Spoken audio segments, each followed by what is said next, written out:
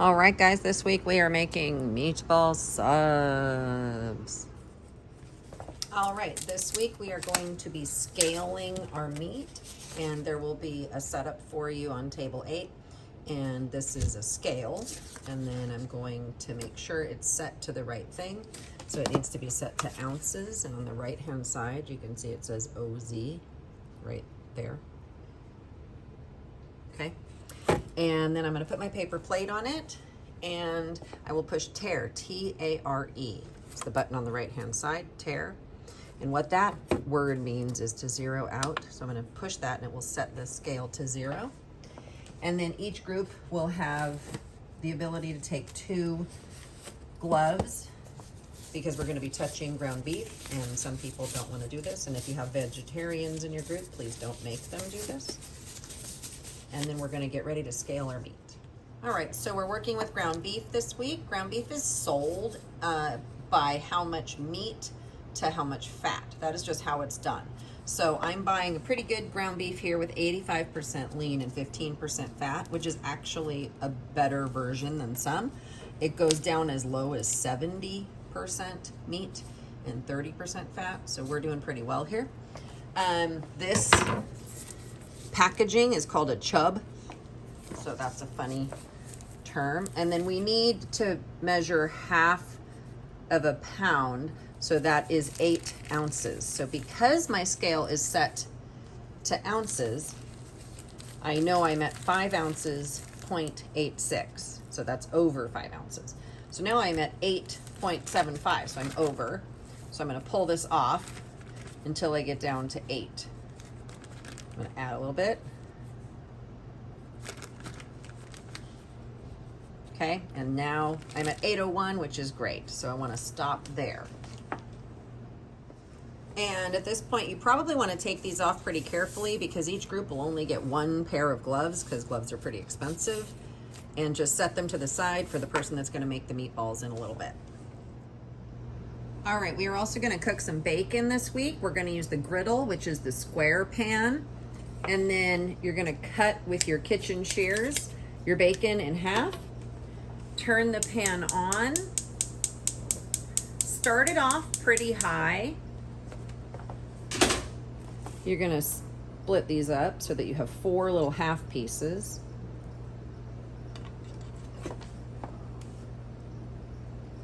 And then the best tool to use with this is our tongs. Our tongs look like this. They have the blue handle on them, okay? And you're gonna use these when you are ready to flip the bacon, which is not, we're not there yet.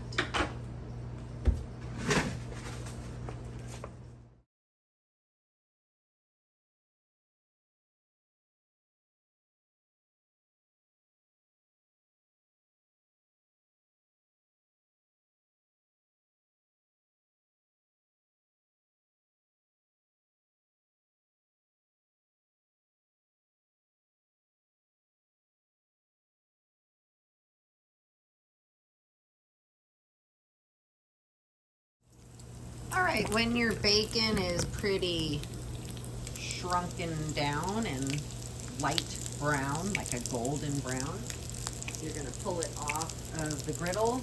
Make sure you have a paper towel on a plate ready to go. Do not set this on the stove anywhere. As we all know, this paper is flammable. And we're gonna go ahead and take this off and let it cool.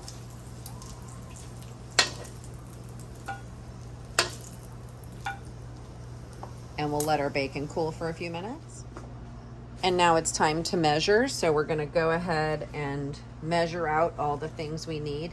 I need a 1/4 cup of fresh parsley. I'm gonna do that last because it's wet and kind of messy, okay? I need minced garlic, also wet, so I'm gonna measure those things at the end. I have my egg here. I'm gonna go ahead and measure out my breadcrumbs. I need 2 tablespoons of breadcrumbs.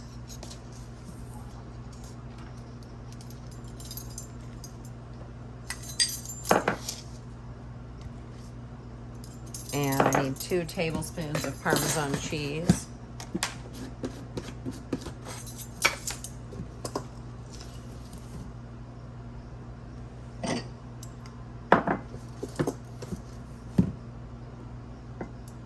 And these two ingredients are gonna work as binders. Actually, the egg also. Those are binders, like a binder, B-I-N-D-E-R.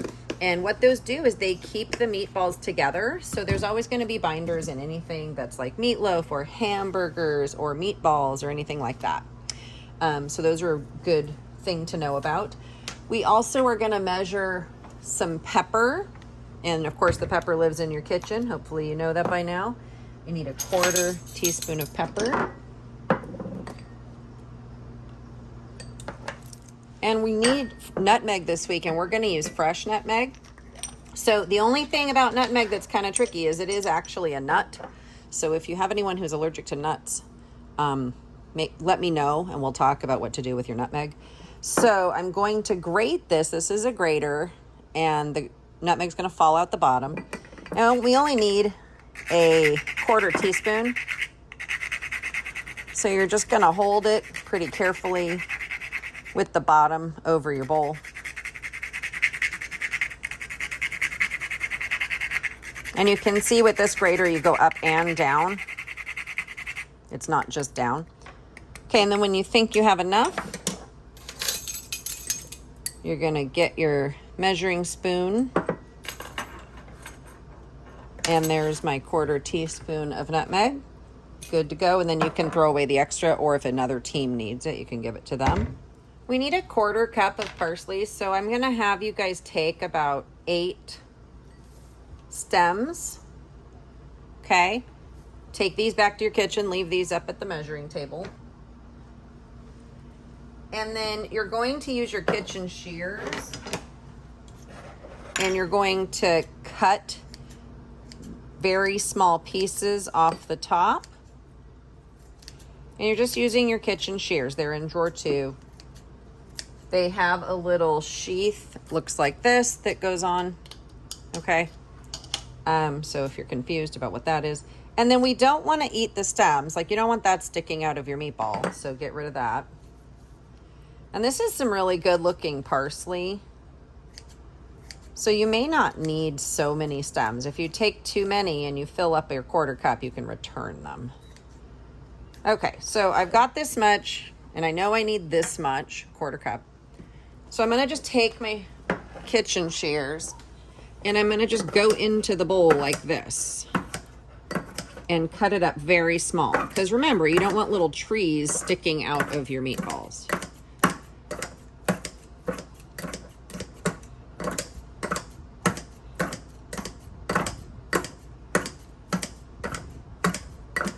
Okay, and then when you think it's small enough, go ahead and pour it in here.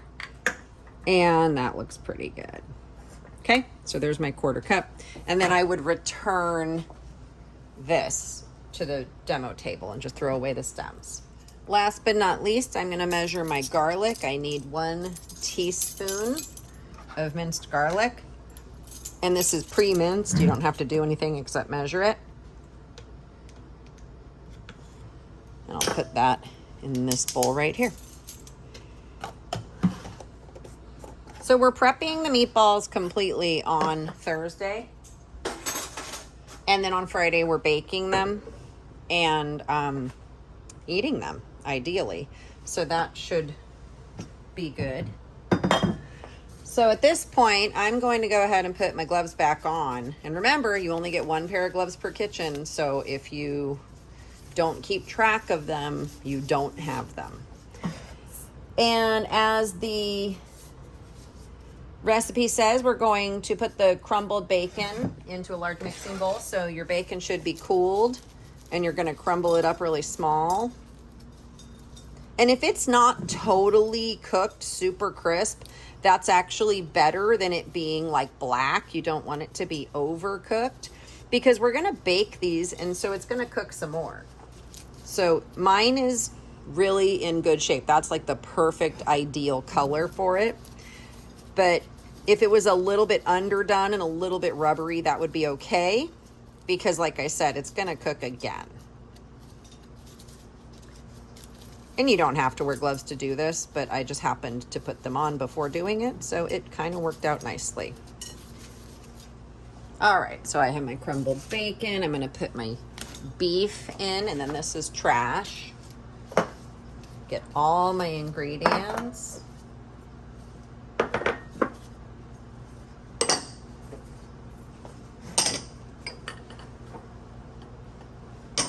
I'm gonna crack my egg, of course, not directly in, because then I could very easily end up with eggshells. And we don't want that. Check for eggshells. I don't see any.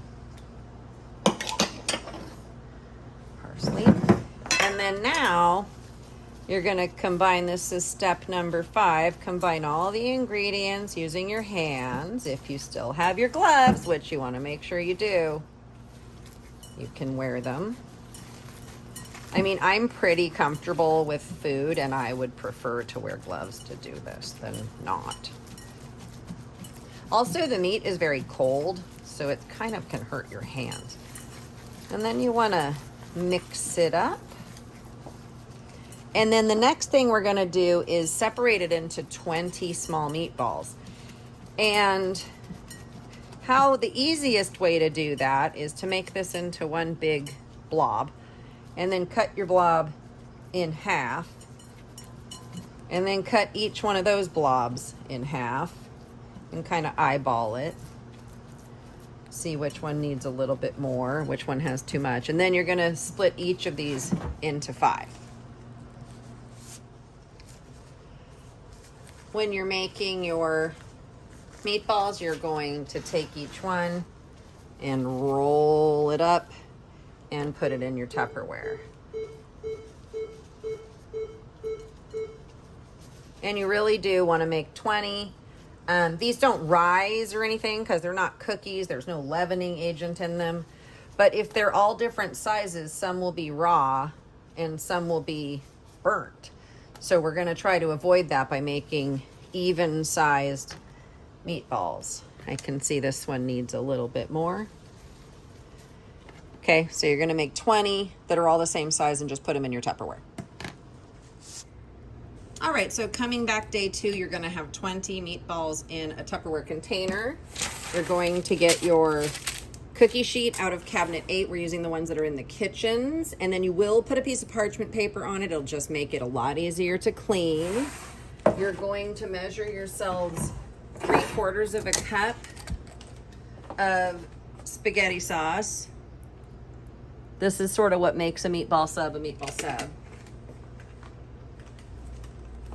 You're going to get yourselves 1 piece of provolone cheese per teammate, and they will be cut in half, so you're going to need to take 2 halves per person.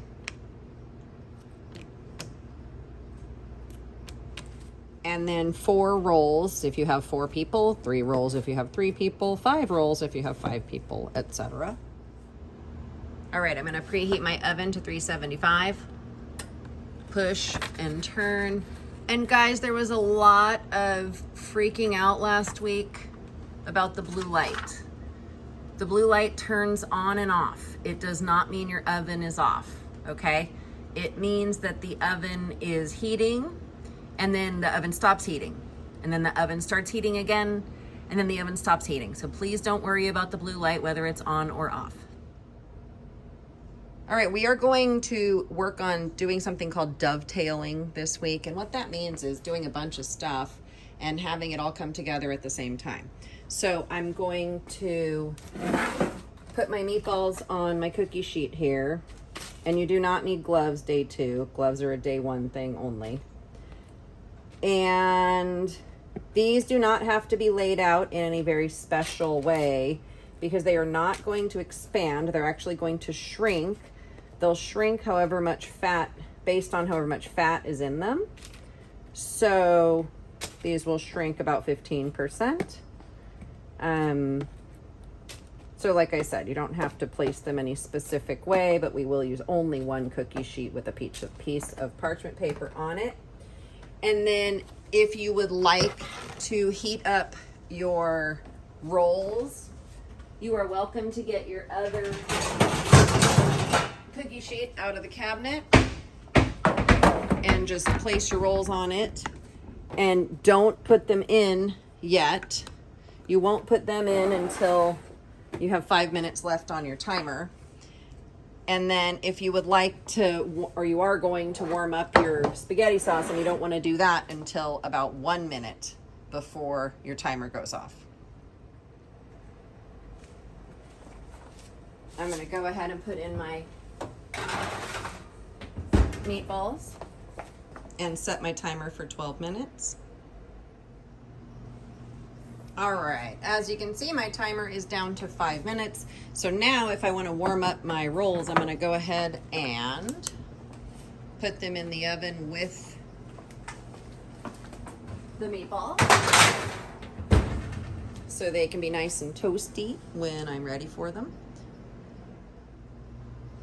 Now that my timer is down to about 3 minutes, I'm going to go ahead and put my spaghetti sauce in the microwave. And I'll start by putting it in for a minute, and I'll test it by stirring it and then feeling it. And if I need to, I will put it in for another minute.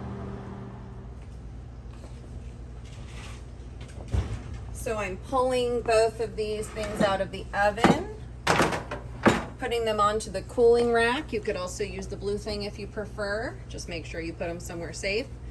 And then we're going to put the buns, which are nice and toasty and soft and steamy, into a boat. Then we're going to serve up however many meatballs work out for your team, so 4 or 5. And we're gonna put them right on in there. And then we're gonna get our provolone cheese, and you can put it one on each side or however you like it. Whatever works for you works for me. And then you're going to pour in a little bit of your steamy hot spaghetti sauce, and there you have yourself a beautiful meatball sub.